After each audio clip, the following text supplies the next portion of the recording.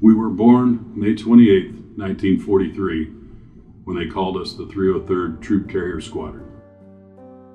Assigned to the 442nd Troop Carrier Group, operating out of Sedalia Army Airfield, Missouri. We were there on D-Day, delivering troops to fight in one of the most notorious battles in history, and continued to serve throughout the remainder of World War II.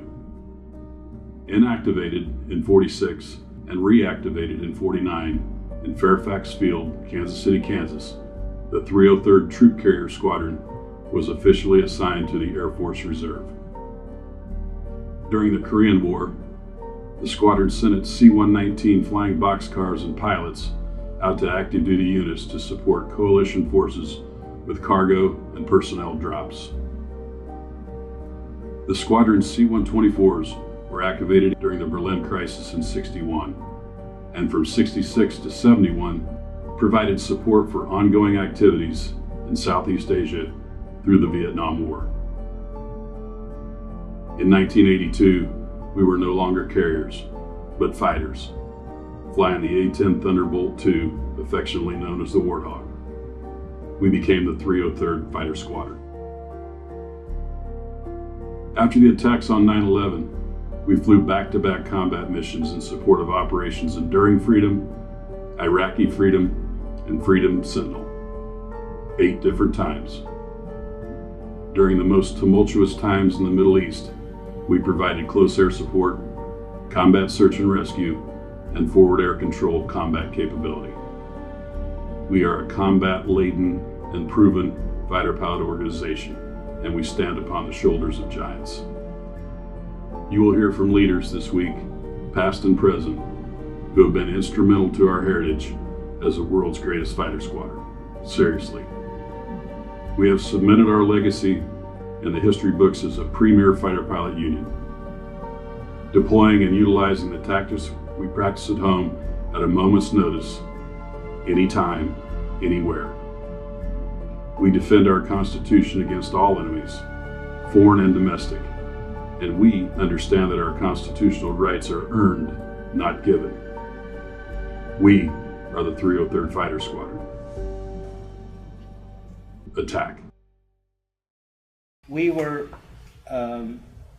known by many of the other fighter units in the reserves with somewhat an envious name as Camelot, because it was such a neat place to be with strong leadership and good Midwestern work ethic, and it was a perfect place to be.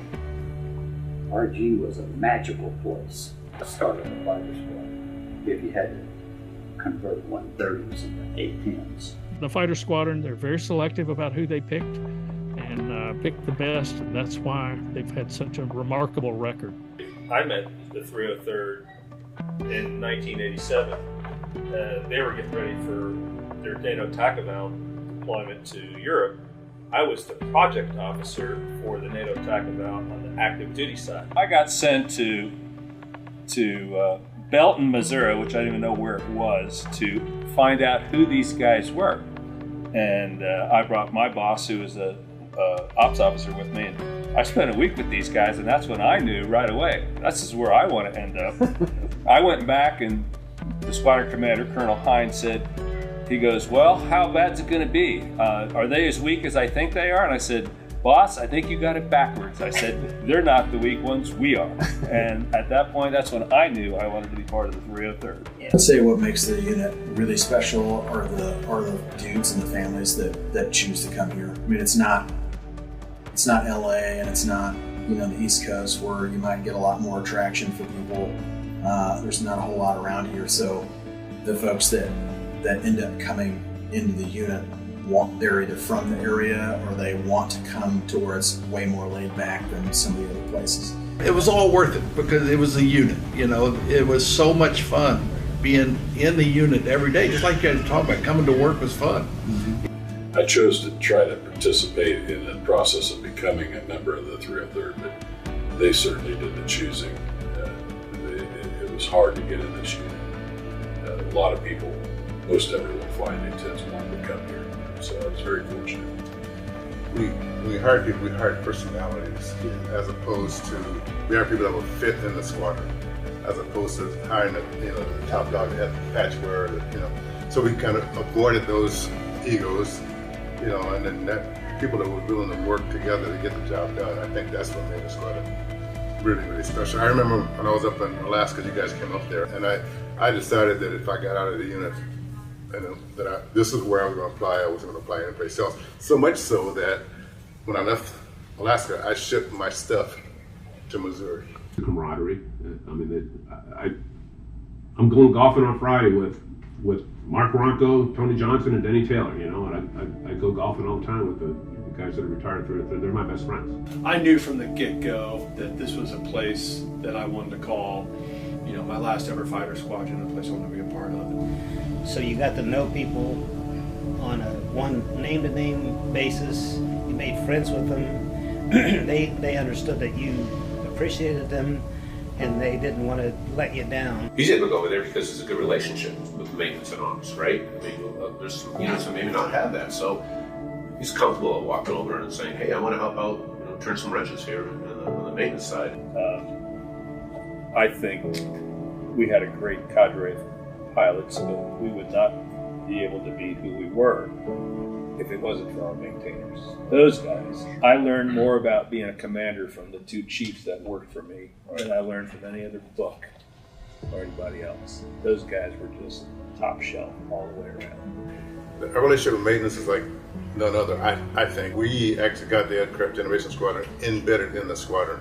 So for 3 squadron commanders, we actually had the Aircraft Generation Squadron in the squadron. So we, instead of having a 40, personnel squadron, we ended up with 200, Right.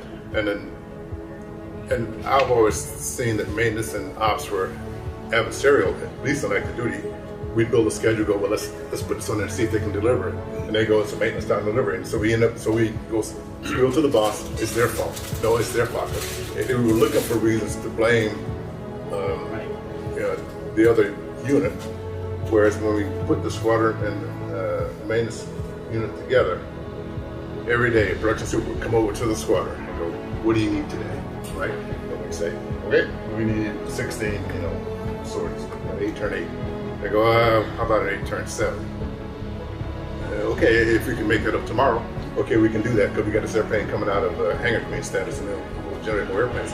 And that, to me, when you got to work face to face with people like Don Shoup and Steve Brazil, and they came over every single day to look and see what we needed to make the mission a success, I think that was outstanding. I think it's just been passed down over the years, the importance to have a good relationship with the maintenance guys. Like I said, guys like Farmer, Burgess, Eric Vanderlyn, and both went on to be maintenance group commanders, and they kind of showed guys my age, like Borg and myself and Rags and Jimmy Mack, the importance to have a good relationship with maintenance. Not just at work and producing sorties, but having a beer with them, going fishing with them, playing softball, basketball with them, and I think that builds a good cohesive organization if you have a relationship with folks outside of work.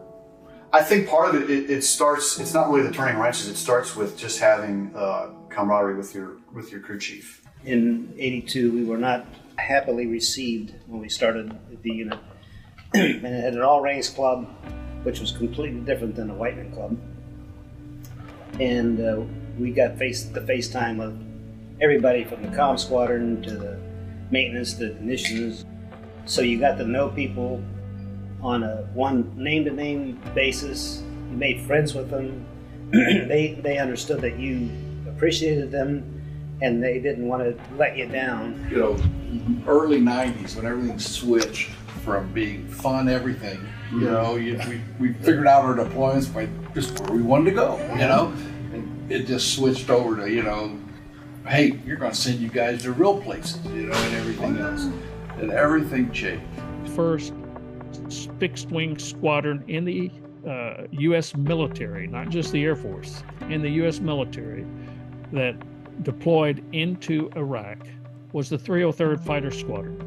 This A-10 squadron, if you look at the banners in the hall, has pretty much lived in Afghanistan for the last 20 years. In fact, there were people who just couldn't believe their mission capable rate on the airplanes, how magnificent it was, like 97%. It's a squadron that's heavily focused on tactics. You can go to other squadrons that maybe not so much for a variety of reasons. Maybe there's too many, young folks, so they don't have time to dig heavily into the tactics. Maybe it's a culture, whatever. But I think the culture here at the 303rd Fighter Squadron is be a very tactically sound pilot. So we're always ready. Readiness is strong. You never know what your legacy is going to be. At the time, you just do the best you can. And I think the fact that we've always got the mission accomplished. If it was in going to a air base in Iraq and living in pretty tough conditions for a year and making it better and getting the job done, or first unit in the reserve with the targeting pods and kind of designing a lot of the tactics, that's really been fun. Always being the first to have a lot of the new stuff. It's been tough. They didn't miss a single combat sortie from maintenance. They just performed magnificently. So between maintenance and operations, living in very austere conditions, the 303rd Fighter Squadron in Iraq was just magnificent. All the fighter pilots in this room have had this happen, where someone says, fighter pilots, you get to do this, and you get to do that. And you get these great buildings, you get to have a bar in your squadron, and you're spoiled, and you go out and do some stupid stuff and never get punished, which is not true. It turns out I've had 7 counts of UCMJ. But that's the perception, and they talk about what we get to do. And I thought about that. Here's what we get to do. Casey Campbell said back there, she got to take off on a sortie in the A-10 in Iraq in 2003, and she got to get shot up. She lost all her hydraulics as a young captain. She got to decide whether she was going to punch out over enemy territory in Iraq and the people she was just shooting straight. She got to do that. Then she got back into safe territory, and she got to make the decision whether she was going to punch out in Kuwait or try to land this and save the plane. She got to do that. Then she got to go out and do it again the next day. Her husband, Sue Campbell, takes off as a new weapons officer. He flies in from Kuwait to Afghanistan when this thing kicks off and goes into the most prolific battle to date in Afghanistan. It's a cluster. He sorts it out. We lost hundreds of lives that day. He saved hundreds, if not thousands of lives, and he devastated in the most violent fashion what American air power can do by sorting that out. He got to do that. He didn't know where he was landing when he was done. He ended up at Bagram, which is where that opened up, quite frankly, for air power. We get to fly into the Kunar Valley. We get to do that. There's 20,000 foot mountains surrounding 3 sides of the Pakistan border on the other. And that's where a lot of our fighting occurs. You do it under the weather at night with troops in contact, where you can't see anything through the goggles because there's no cultural lighting, and you're doing troops in contact, shooting 50, 60 feet away from our guys at night, wondering if when you pull off and make a mistake, you get to fly into a mountain. Or you get to do a border breach.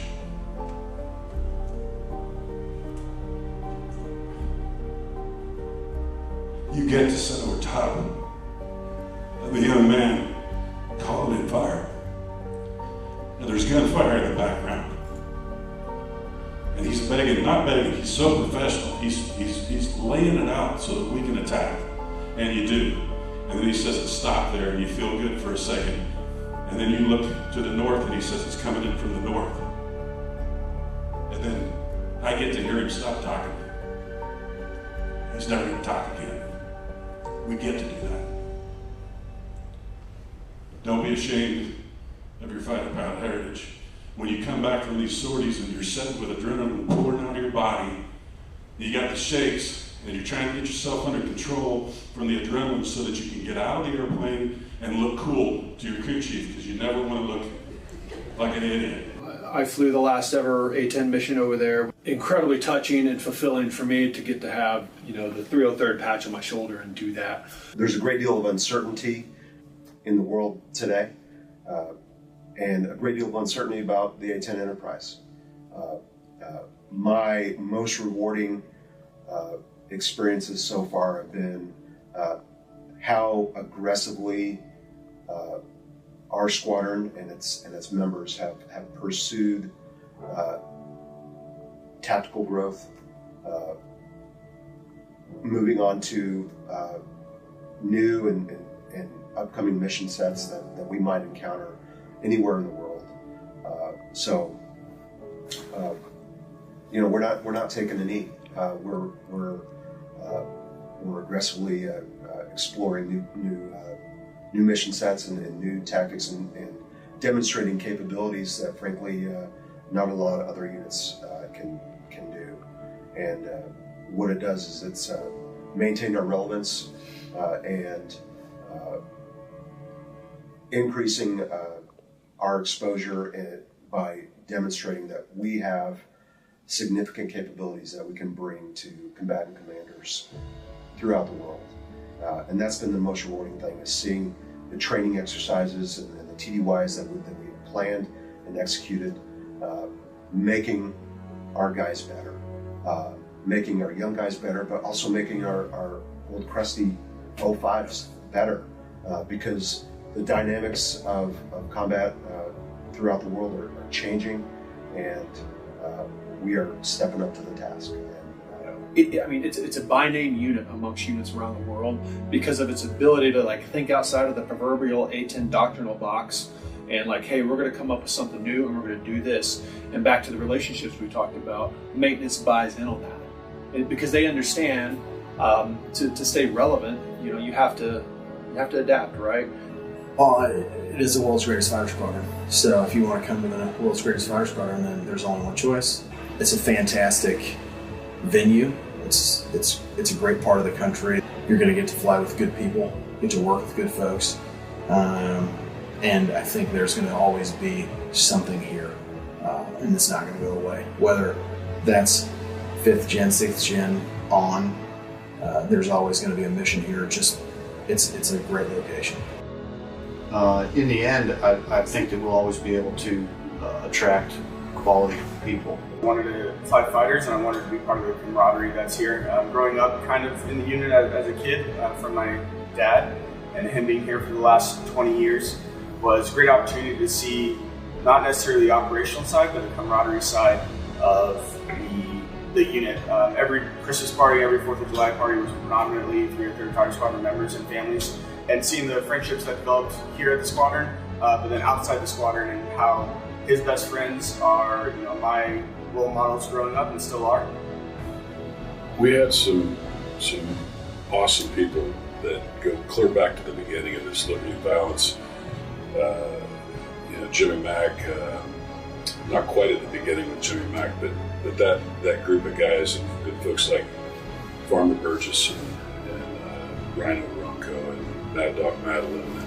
These guys took the tone of professionalism in the air, taking care of families, making sure that our enlisted folks throughout the ops were a part of our organization. And every unit says, hey, we're a family. This organization meant it, and they've always meant it. And those shoulders that we're standing on that started this out made it a special place, and it's still a special place to this day. The key to their success is what these guys built. They handed the baton off to some of us, who then turned that baton off to the guys after us. And the guys that are running that squadron right now had the baton handed off to them. And it maybe not exactly how it used to be, but that same relationship still exists, I believe, because of what was started.